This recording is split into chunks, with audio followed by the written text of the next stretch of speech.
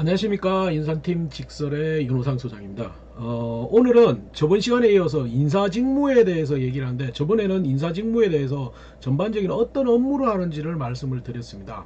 근데 오늘은 인사직무가 갖춰야 될 기본적인 역량이라든지 어떻게 준비해야 될 건 부분을 전체적으로 한번 얘기를 해보려고 합니다.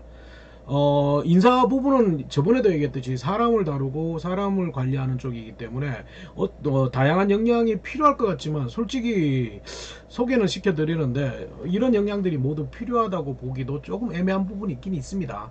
그래서 가장 먼저 인사 직무에서 가장 중요한 역량이라고 볼 수 있는 부분들은, 일단은 뭐 첫 번째, 의사소통 능력이 굉장히 뛰어나야 된다는 거. 의사소통 능력이란 것은 뭐냐면, 인사 업무 자체가 혼자서 할 수 있는 업무 자체가 아니기 때문에, 엄밀히 서 회사 내부에 이제 경영자뿐만 아니고 현업부서, 담당부서 이런 부분들과 유기적인 소통이 필요합니다. 왜? 인사 부분이 외부에서 일어나는 채용이나 이런 이해는 인사관리라든지 인사 평가, 고가 이런 부분들, 그 다음에 전환 배치 이런 것들이 굉장히 많다 보니까 그 부분에 대해서는 의사소통을 하지 않고 일방적인 통보로서는 정책적으로 하기에는 요즘에는 좀 힘들기 때문에 의사소통 능력이 굉장히 중요하고요. 요즘은 채용이나 외부의 영향도 있다 보니까 취업준비생이라든지 구직자, 그 다음에 서치펌, 그 등의 다양한 업무의 유관자들과의 의사소통 능력이 중요하다고 볼 수 있습니다. 그 다음에 이제 의사소통 능력과 거의 따라올 수 있는데, 이제 대인관계 능력도 굉장히 중요합니다. 그래서 인사는 보통 이제 성격 자체가 모난 성격보다는, 예전에는 조금 모나고 이런 게 좋았습니다. 왜? 엄밀해서 업무 스타일 자체가 예전에는 조금 더 을 이렇게 정책적으로 결정하는 것들이 굉장히 많았겠지만, 이제는 오히려 인사 파트는 예전과 다르게 사내에서 최고의 CS 부서가 되어야 되거든요. 그렇기 때문에 대인관계 능력을 통해서 여러 가지의 두루두루한 유연한 사고를 할 수 있는 부분이 필요하고요. 마찬가지로 유연한 사고 부분은 실제 유연한 사고 창의적인 문제 해결 능력은 구성원들의 목소리를 듣고 구성원 반대를 하는 구성원들, 왜? 인사 쪽에서의 정책적인 결정은 대부분이 구성원들이 반대를 하기 때문에 거기에 대한 부분을 더 설득하고 이런 거 할 수 있는 유연한 사고나 창의적인 사고가 필요할 겁니다. 그리고 이제 당연히 이제 인사 고가부터 시작해 인사의 전반적인 부분을 할 수 있는 분석 능력은 당연히 있어야 될 거고요. 그 다음에는 뭐 리더십 이런 것도 있으면 좋습니다. 단 저번에도 얘기했듯이 HRM 부분은 리더십을 너무 강조하면 안 된다. HRD 부분이 오히려 이게 맞다고 설명을 한번 해드렸습니다. 그렇기 때문에 그런 부분을 좀 참조하시면 되고, 그 다음에 기타 역량은 HRM 부분은 저번에도 얘기했듯이 굉장히 뭐 보안상 입이 좀 무거우신 분들, 꼼꼼하고 이런 스타일을 많이 원한다는 걸 기억하시면 됩니다. 그러면 필요 지식은 어떤 게 있을까? 뭐 엄밀해서 이제 이런 다양한 지식들을 화면에서 보여드렸듯이, 실제 보면 인사 관련 지식들은 뭐 다양한 것들이 있습니다. 경영이나 행정학에 대해서 이제 전체적인 조직이라든지 인사 경영에 대해서 이해하는 것도 필요하고요. 그 다음에 이제 노무 쪽에는 법률적인 지식을 가지는 것들을 좋고요. 그 다음에 HRD는 당연히 교육학에 대한 전문 지식들이 좀 필요할 거고요.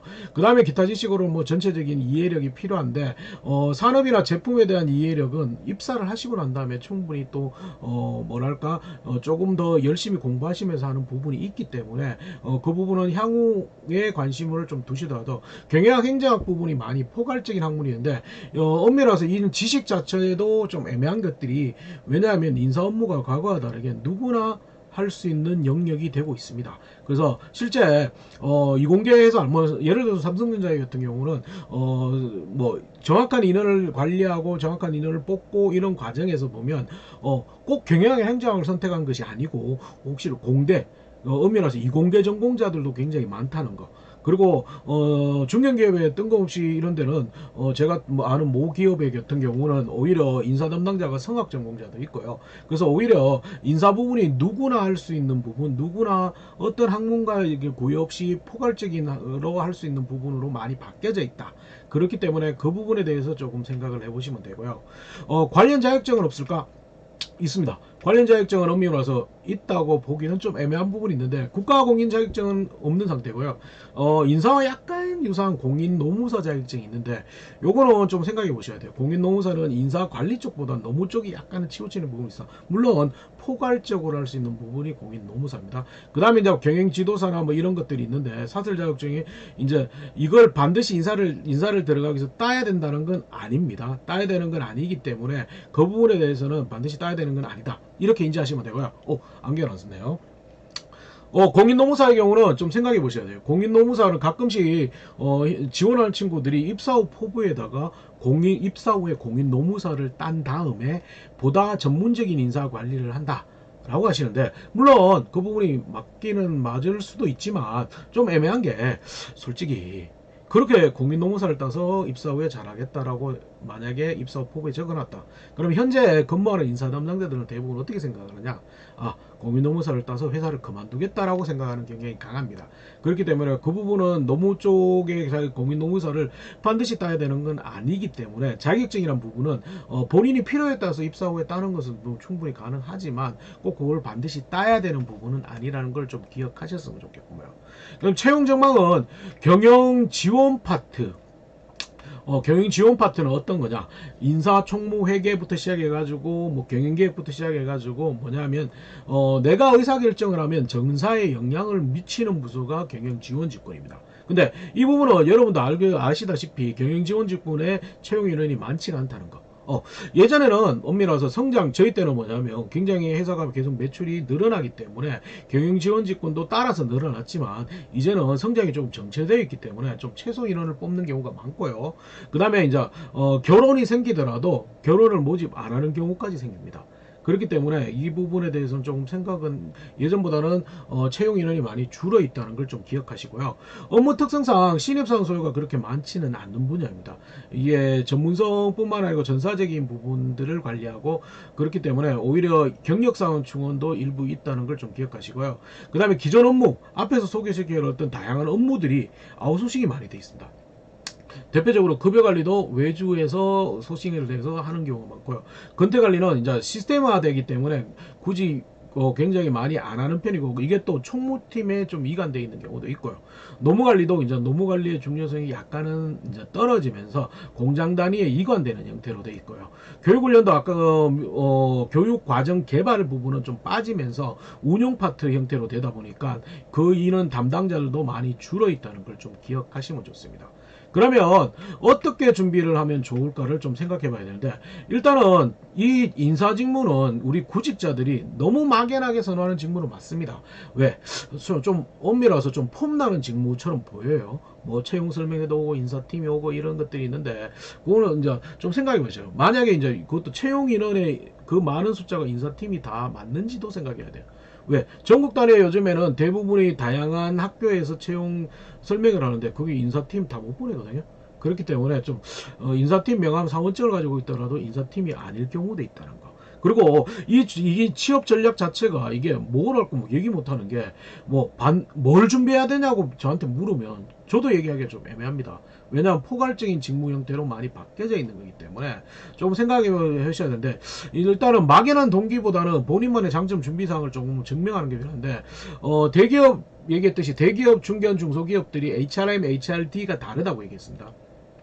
대기업은 HRM과 HRD가 구분되어 있고, 그 중견은 섞여 있으면서 HRM이 70%, 그 다음에 뭐 중소기업은 HRD가 거의 없다고 말씀드렸습니다. 그러다 보니까 타겟을 명확하게 설정하셔야 돼요. 그러면 중견이나 중소의 인사 파트의 지원자를 뽑는다고 하면 어떤 파트인지 좀 명확하게 알아보는 게 좋아요. 그래서 이 부분에 대해서는 미리 전화하셔가지고 HRM을 뽑는지 HRD를 뽑는지 이걸 좀 명확하게 알고 거기에 대한 자기소개서를 준비하는 게 좋습니다.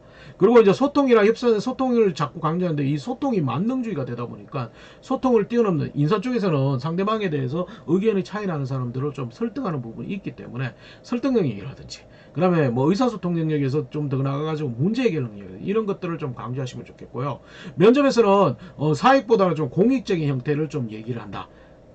가장 좋은 거고요. 도전적이고 외향적인 성격보다는 차분하고 좀 세밀한 성격이 HRM에서는 맞다라는 것을 보시고, 지원회사를 좀 분석하셔가지고 인사 제도의 다양한 제도를 깊이 있게 알 수는 없습니다. 정보가 없기 때문에. 그래서 조금의 사전 정보들은 조금 입수를 하셔가 알아보는 데까지는 알아보셔가지고 대응하는 것들이 필요합니다. 실제 이거는 자기소개서 샘플인데 이게 좀 애매합니다. 예전보다 좀 오래된 거기 때문에 혹시 이 샘플을 보여드려 가지고 무조건 뺏긴다 이런 거 참조하신다고 얘기하는데 그대로 뺏기면 안 됩니다. 그냥 예전에는 이런 형태로 됐다. 이게 이제 조금 지금 최근 형태는 아닙니다. 최근 형태는 아니기 때문에 예전에는 이런 형태로 좀 적었다를 그냥 참조 정도를 하시는 게 좋아요. 그래서 참조 정도인데 이 참조를 너무 갖다가 참조한다고 하고 갖다 뺏기면 절대적으로 안 됩니다. 그래서 그렇고 이제 특화된 질문들도 있습니다. 인사 직무에 대해서 이제 특화된 이거는 각 지원 파트에 특화돼 가지고 질문하는 것들인데요. 뭐 노동조합 얘기를 예전에 많이 했는데 요즘은 좀 안 할 겁니다. 근데 이제 인사 파트나 경영기획 파트나 이런 쪽에서 노사에 대해서 노동조합에 대해서 얘기를 한다면 다른 직무 같은 경우는 그냥 뭐 상생 이렇게 얘기하면 되지만 인사 파트나 경영기획 쪽 파트는 약간은 상생을 얘기하시고 노조의 부정적인 얘기를 조금 얘기하시는 게 좋을 것 같고요. 그 다음에 다양한 업무를 하다 보니까 본인의 스트레스 해소법 이런 것들을 많이 모를 수 있습니다. 그거는 솔직히 하는 것을 얘기하면 되지 괜히 꾸며서 얘기하실 필요는 없다는 거. 그 다음에 이제 HRD 부분에는 소위 말해서 본인이 하고 싶은 교육 프로그램이라든지 이런 것들을 좀 질문하는 경우가 있기 때문에 정답을 얘기를 안 하더라도 본인이 조금 프로그램을 하는데 이거는 좀 잘 생각하실 게 전체 직원들에 대한 개선 프로그램보다는 어떤 특정 대상을 타겟팅하여서 그 대상을 중심으로서 어떤 프로그램을 내용을 만들고 어떤 방식으로 하겠다 이런 식으로 접근을 하시는 게 가장 좋은 방법입니다. 그 다음에 이제 인사 쪽에 기타 얘기를 좀 하시다면 정리를 하는 거죠. 저번에 얘기했듯이 기업 규모 따라 인사는 좀 다르다. 대기업은 HRM, HRD가 분화가 되어 있고 또 별도의 본부나 팀으로 되어 있고 특히 이제 사업부제나 매트리스 되는 경우는 엄밀해서 인사팀이 또 여러 개가 있습니다. 예를 들어 삼성전자는 실제 보면 본사 총괄 인사팀이 있고요. 각 사업부별로 LSI부터 시작해가지고 CS부터 각 사업부별로 인사팀이 존재한다는 것. 그래서 수평적으로 매트릭스 구조로 되어 있다는 걸 보시면 되고요. 중견기업은 HRM, HRD를 동시에 한다. 동시에 하는데 얘기했듯이 HRM이 한 70% 정도 되고 HRD가 한 30% 수준이다 정도 보고 중소기업의 경우는 오히려 HRD 업무는 거의 없다는 걸 좀 기억하시면 됩니다. 그럼 두 번째는 전공에 대한 자격 제한이 실제 없습니다. 솔직히 예전에는 경영학이나 인사 쪽을 많이 뽑았지만 이제는 그런 것도 없습니다. 얘기했듯이 이공계 친구들도 많이 들어가기 때문에 내가 만약에 공대 전공인데 나는 인사 쪽에 관심이 있다 그러면 거기에 대한 꾸준한 관심도를 좀 쌓아오시는 것들로 의미 있어요. 그래서 그 이공계 내전공과 연관되는 회사의 제품을 만들거나 서비스를 하는 데에서 인사를 지원하시는 것도 좋습니다. 그 다음에 이제 CEO나 사업주 입장에 대해 사업주 입장이기 때문에 이 부분은 인사나 기획은 사업주 입장을 대변한다를 기억하시고 그렇기 때문에 조금 더 뭐랄까 사업주 입장이 된다면 다른 현업부서와는 약간은 이해관계가 반대 입장이 많습니다. 그래서 인사에서 뭘 하자고 하면 현업부서는 솔직히 잘 말을 안 들으려고 하는 부분이 강하다. 그래서 그리고 마지막에 네 번째는 인사를 좀 준비하기 위해서는 인사에 대한 연관되는 걸 좀 봐야 되기 때문에 네이버 카페나 저런 데 가가지고 조금 참조를 하시는 것도 좋아요. 그래서 인사에 관련된 용어를 찾아보시거나 이런 것도 좋고요. 그리고 여유가 있으면 솔직히 말해서 조금 고가의 비용이 들겠지만 생산성본부나 여러 기관의 인사 관련 교육을 한번 받아보시는 거죠. 그러면 이게 꼭 오프라인 교육이 아니더라도 국가의 HRD 단대시나 이런 데를 가면 실제 이런 교육들이 있거든요. 그래서 그런 걸 좀 찾아보고 인사에 대해서 용어나 이런 것들을 좀 익히시는 것들이 오히려 좋은 준비가 될 겁니다. 그래서 인사 부분은 얘기했듯이 특별하게 뭐 준비를 해야 된다고 물어보시면 저도 당황스러운 부분이 많습니다. 그렇지만 인사에 대해서는 조금 더 관심도를 보강해야 되기 때문에 관심도를 어떻게 표현할 것인가. 그러면 가급적 거기를 좀 찾아보고 하는 것도 필요하고 뭐 엄밀해서 KTNG 차세대 HR이 있는데 이거는 인사하고 연관성은 좀 없지만 그런 거라도 해보시든지 아니면 각종 활동에서 인사 파트를 자기가 맡아가지고 한번 해보시는 것들도 굉장히 중요하고요. 그 다음에 HRD를 하실 경우는 학교 프로그램, 교육 프로그램 뿐만 아니고 외부 교육 프로그램의 커리큘럼을 받으셔가지고 그걸 연구해 보시는 것도 굉장히 좋은 방법이 됩니다. 그렇기 때문에 인사에 대해서는 준비할 게 없지만 오히려 관심도는 표방을 해야 되기 때문에 그 부분에 대해서는 자기만의 노트, 자기만의 정리 방식을 가지면서 조금 접근하시는 게 필요할 것 같습니다. 오늘은 인사에 대해서 인사 파트 HRM, HRD가 어떤 준비를 해야 될지 대해서 얘기를 했습니다. 뭐 조금 도움이 되셨으면 좋겠습니다. 이상으로 인사에 대해서 마치겠습니다.